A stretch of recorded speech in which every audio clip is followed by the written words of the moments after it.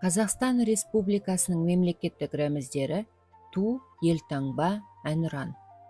Олар тәуелсіздігіміздің нышандары. Қазақстан Республикасының туында күн сәулесі бейнеленген.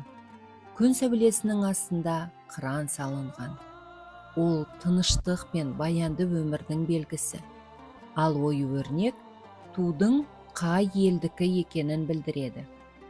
Елтаңбада көгілдір түстің үстіне шаңырақ бейнеленген. Одан жан-жаққа күн сәулесі тәрізді уықтар тарайды.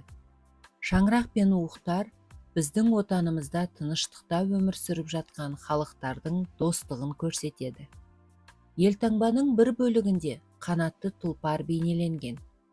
Елтаңбаның жоғарғы жағындағы 5 бұрыш жарық жұлдыздың белгісі. Төменгі жағындағы Қазақстан деген жазу республиканың атын көрсетеді. Масақ отанымыздың байлығын білдіреді. Әнұран мемлекеттің салтанатты әні.